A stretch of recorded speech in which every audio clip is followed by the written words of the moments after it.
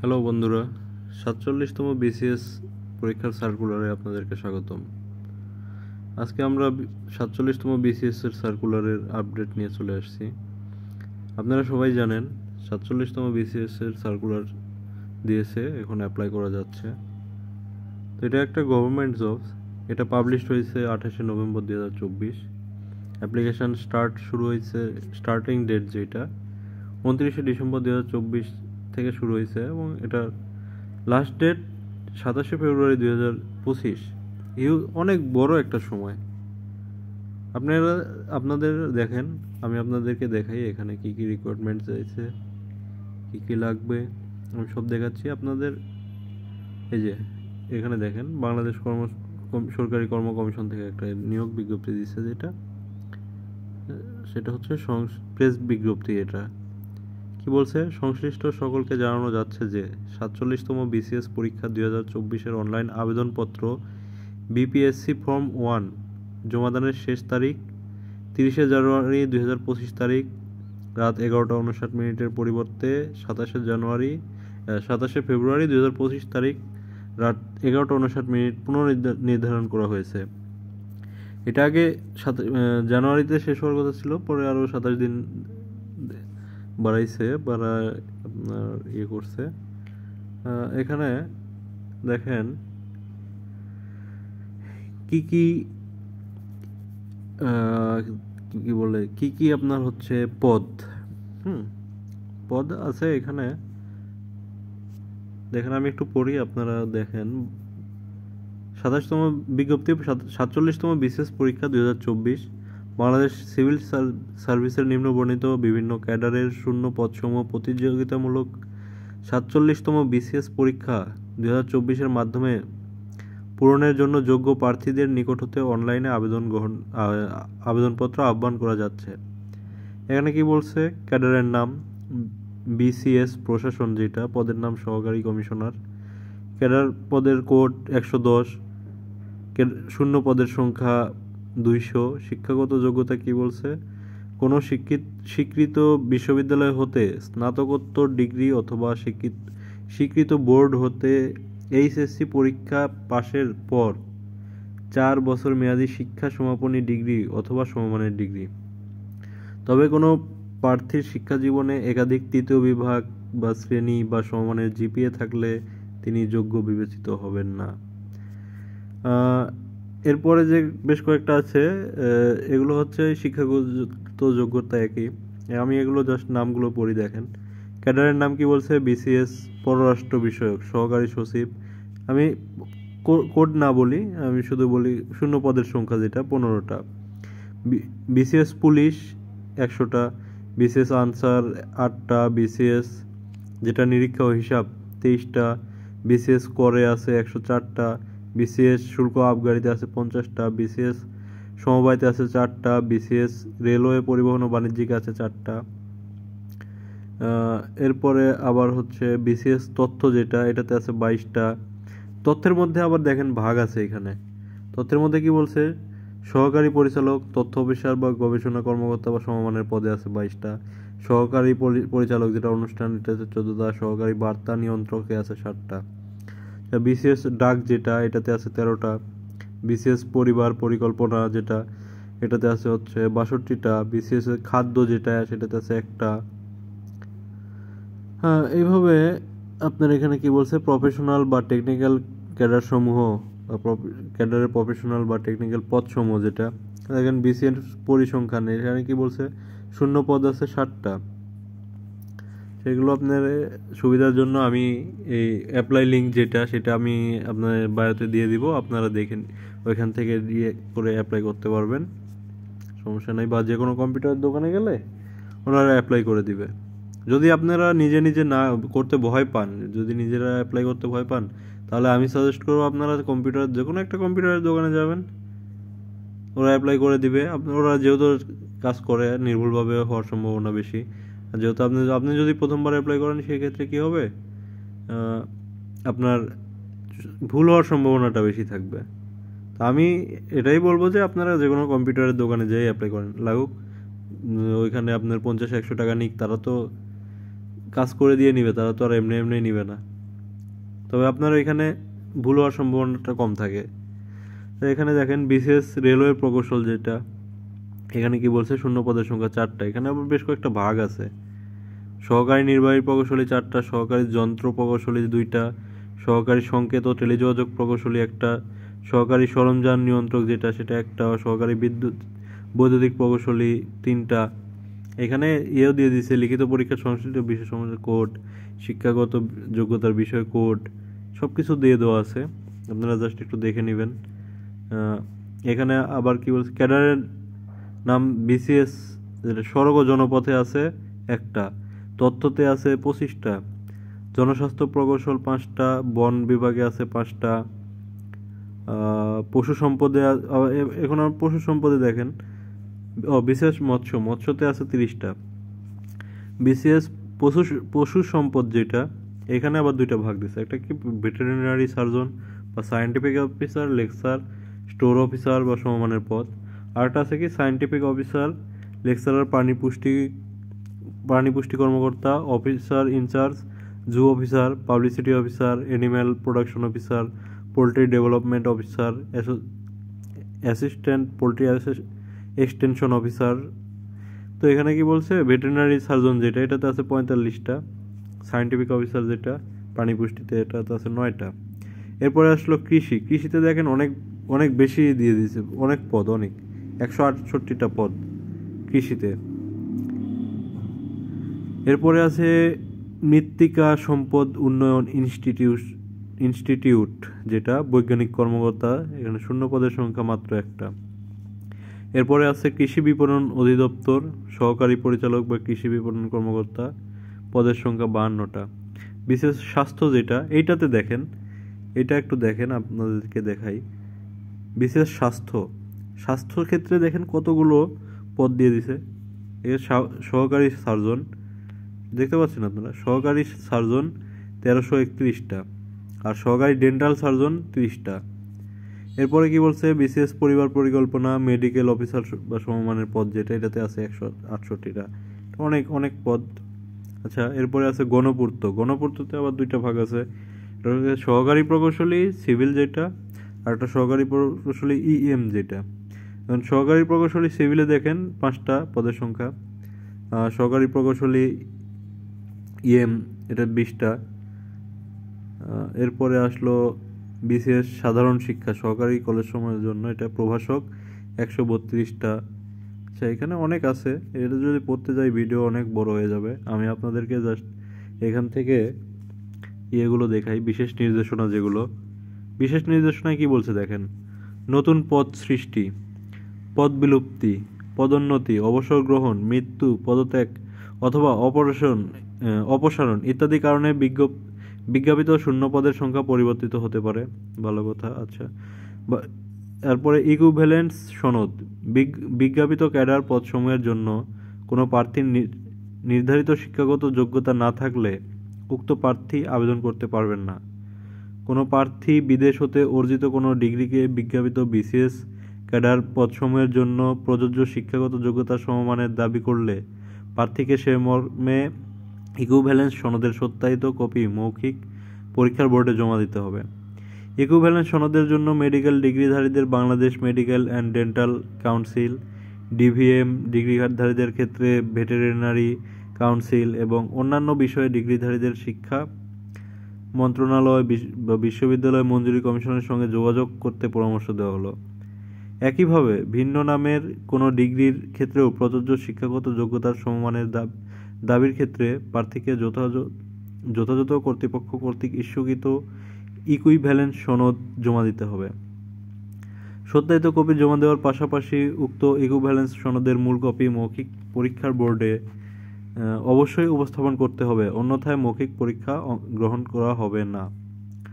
অবতীর্ণ প্রার্থীর যোগ্যতা, এখানে কি বলছে দেখেন, যদি কোনো প্রার্থী এমন কোনো পরীক্ষা অবতীর্ণ হয়ে থাকেন যে পরীক্ষায় পাশ করলে তিনি 47তম বিসিএস পরীক্ষা 2024-এ অংশগ্রহণের যোগ্যতা অর্জন করবেন এবং যদি তার ওই পরীক্ষার ফলাফল 47তম বিসিএস পরীক্ষা 2024-এর আবেদনপত্র জমা দেওয়ার অনলাইন রেজিস্ট্রেশন যেটা শেষ তারিখ পর্যন্ত প্রকাশ না হয়, তাহলেও তিনি অবতীর্ণ প্রার্থী হিসেবে অনলাইনে আবেদন করতে পারবেন, তবে তা সাময়িকভাবে গ্রহণ করা হবে। কেবল সেই প্রার্থীকেই অবতীর্ণ প্রার্থী হিসেবে বিবেচনা করা হবে যার স্নাতক বা স্নাতকোত্তর পর্যায়ের সকল লিখিত পরীক্ষা 47তম বিশেষ পরীক্ষার আবেদনপত্র গ্রহণের শেষ তারিখের মধ্যে অর্থাৎ 31/12/2024 খ্রিস্টাব্দ তারিখের মধ্যে সম্পূর্ণরূপে শেষ হয়েছে। আচ্ছা, এখানে দেখাচ্ছি অনলাইনে 47তম বিশেষ পরীক্ষা 24-এর আবেদনপত্র এবং পূরণ এবং পরীক্ষার ফি জমাদানের সময়। আচ্ছা, এটা অনেক গুরুত্বপূর্ণ, এটা একটু দেখবেন। আবেদনপত্র পূরণ ও ফি জমাদান শুরুর তারিখ এবং সময় 10/12/2024 খ্রিস্টাব্দ তারিখ বাংলাদেশ প্রমাণ সময় সকাল 10 মিনিট, মানে সকাল 10টা বলছে, 10 মিনিট না। আচ্ছা, আবেদনপত্র জমাদানের শেষ তারিখ ও সময় 31/12 এই যে এখানে দেখেন আবেদনপত্র জমাদানের শেষ তারিখ, এখানে কিন্তু বলছে 31/12/2024 খ্রিস্টাব্দ, কিন্তু ওই যে পরে ডেট চেঞ্জ করছে, যেটা আমি আগেই বলছি, এটা 27 ফেব্রুয়ারি হয়ে গেছে জমাদানের তারিখ। এরপরে বলেছে যে আবেদনপত্র জমাদানের শেষ তারিখে তো হ্যাঁ, এটা ওই যে আগেরটাই আছে। বয়স সীমা, যেটা বয়স সীমাটা দেখেন, বয়স সীমা কি বলছে, 1 নভেম্বর 2024 খ্রিস্টাব্দ তারিখে সকল ক্ষেত্রে প্রার্থীর বয়স 21 হতে 32 বছর, তার বেশি হলে হবে না। প্রার্থীর বয়স কম বা বেশি হলে আবেদনপত্র গ্রহণযোগ্য হবে না। নাগরিকত্বটা অবশ্যই গুরুত্বপূর্ণ। প্রার্থীকে অবশ্যই বাংলাদেশের নাগরিক হতে হবে। সরকারের পূর্বানুমতি ব্যতি রেখে কোনো প্রার্থী কোনো বিদেশি নাগরিককে বিবাহ করলে বা বিবাহ করতে প্রতিজ্ঞাবদ্ধ হলে তিনি আবেদনের জন্য অযোগ্য বিবেচিত হবে। কোনো বিদেশি নাগরিক যদি বিয়েও করে বা প্রতিজ্ঞাবদ্ধ হয়ে থাকে, সেক্ষেত্রে তার আবেদন করা যাবে না, তার আবেদন করার দরকার নাই। এরপরে কি বলছে, লিঙ্গ, প্রকৃত যোগ্যতাধারী এবং বাংলাদেশি সিভিল সার্জন, বয়স, যোগ্যতা ও সরাসরি নিয়োগের জন্য পরীক্ষা। 2014 বিধান অনুযায়ী বাংলাদেশের যে কোনো নাগরিক 47তম বিসিএস পরীক্ষা 2024-এ অংশগ্রহণের যোগ্য হবেন। মানে এটা ছেলে মেয়ের কোনো বিষয় নেই, সবাই অ্যাপ্লাই করতে পারবে। এরপরে আচ্ছা, ভিডিও তো অনেক বড় হয়ে যাচ্ছে, যা হোক না, সমস্যা কি। ছবি, এগুলো আসলে আপনারা একটু দেখে নিন। ছবির যে বিষয়টা, আপনারা যা অনেকেই নিজে নিজে যে অ্যাপ্লাইটা করেন, সেক্ষেত্রে দেখেন ছবি আপলোডের বেশ কিছু নিয়ম আছে। ছবি এবং সিগনেচার, যেটা অনেকে এটা বুঝেন না, অনেকেই জানেন না, এর কারণে আপনাদের ইয়েতে করাই ভালো, কম্পিউটারের দোকানে থেকে করাই ভালো। আচ্ছা, আমি এখানে দেখাচ্ছি, এখানে কি বলছে, অ্যাপ্লিকেশন সফলভাবে পূরণ হলে অ্যাপ্লিকেশন প্রিভিউ দেখা যাবে। এটা অনেক ভালো একটা সিস্টেম। প্রিভিউয়ের নির্ধারিত স্থানে প্রার্থীকে 300x300 মানে দৈর্ঘ্য এবং প্রস্থ আপনার 300x300 পিক্সেল হতে হবে, আর মানে 300x300 পিক্সেলই হতে হবে, এর কম বেশি হলে নেয় না। আর সাইজ যেটা, ফাইল সাইজ যেটা 100 কেবি, এখানে দেখেন বলে দিছে 100 কেবি, মানে আপনি 100 কেবি নিতে হবে এমন কোনো কথা নাই। 100 কেবির কম হলেও হবে, কিন্তু 100 কেবির উপরে যাওয়া যাবে না। আর এইটা যেটা অনেকেই জানেন না, সেটা হচ্ছে এই যে দেখেন এখানে কি বলছে, এরূপ অনধিক 3 মাস পূর্বে তোলা রঙিন ছবি আপলোড করতে হবে। মানে আপনার হচ্ছে যে ছবিটা দিবেন, আপনি যে অ্যাপ্লাই করার সময় যে ছবিটা এখানে সাবমিট করবেন, অবশ্যই সেটা তোলার, মানে আপনি যে কম্পিউটার থেকে যে ছবিটা প্রিন্ট করে নেন, এটা তোলার 3 মাসের বেশি যেন না হয়। সবচাইতে ভালো হয় আপনি যদি সাথে সাথে একটা ছবি তুলে দেন। তো এখানে কি বলছে, সাদা কালো ছবি গ্রহণযোগ্য হবে না। মানে আপনার ছবির ব্যাকগ্রাউন্ড সাদা হতে পারে, কিন্তু আপনার ছবির কালারটা যেন সাদা না হয়। অ্যাপ্লিকেশন কপিতে ছবি মুদ্রিত না হলে আবেদনপত্র বাতিল গণ্য হবে। এই যে এটা দেখেন, এটা অনেক গুরুত্বপূর্ণ।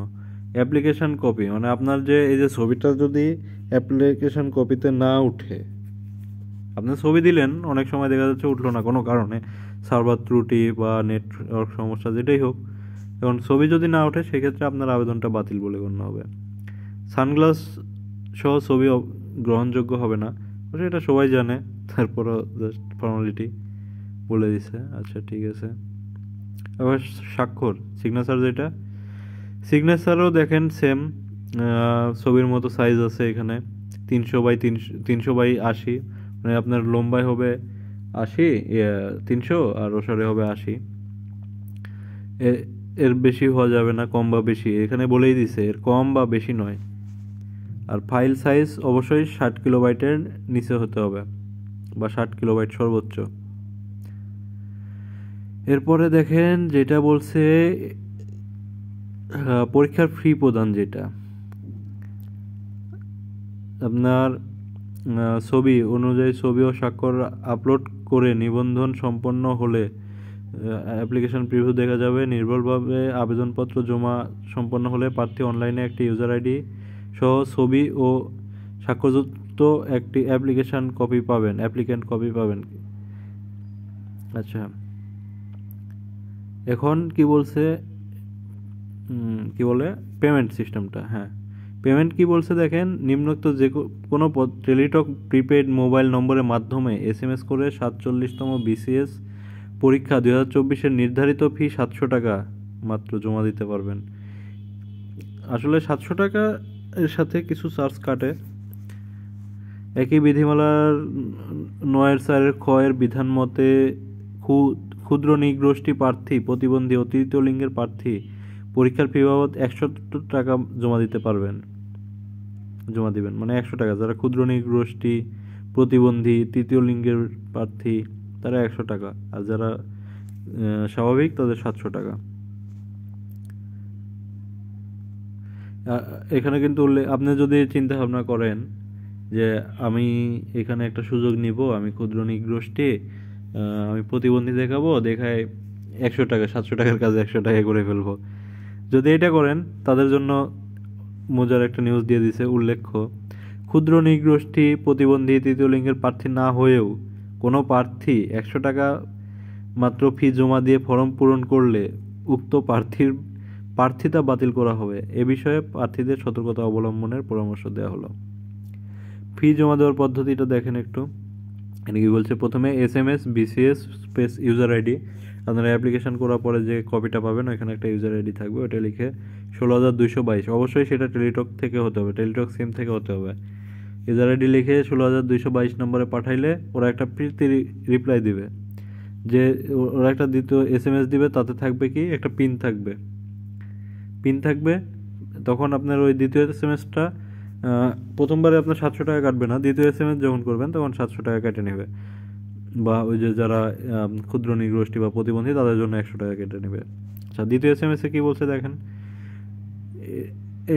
এখানে আরেকটা জিনিস দেখেন, your pin is 8 digit number, মানে আপনার এখানে 8টা ডিজিট থাকবে। যে আপনি যে মেসেজটা দিবেন প্রথম SMS, তার সাথে আপনার হচ্ছে একটা 8 ডিজিটের নাম্বার দিয়ে দিবে, কি বলে পিন নাম্বার দিয়ে দিবে।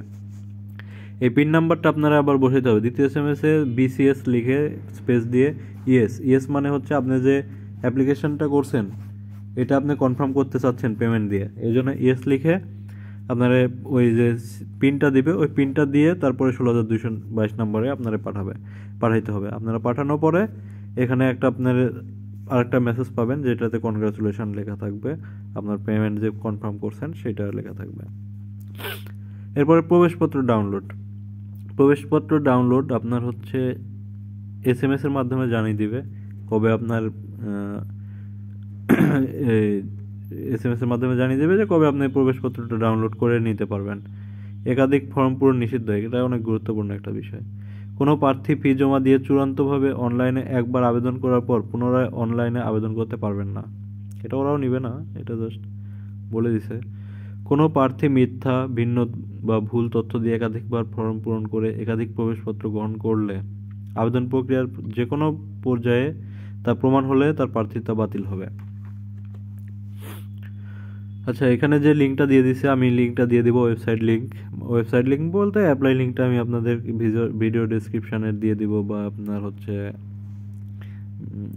ভিডিও ডেসক্রিপশানে দিয়ে দিব। এখান থেকে আপনারা ডাইরেক্ট সরাসরি ক্লিক করলে আপনারা করতে পারবেন, ওই লিঙ্কে ক্লিক করলে লিঙ্ক থেকে আপনারা অ্যাপ্লাই করতে পারবেন, যে সমস্যা নাই।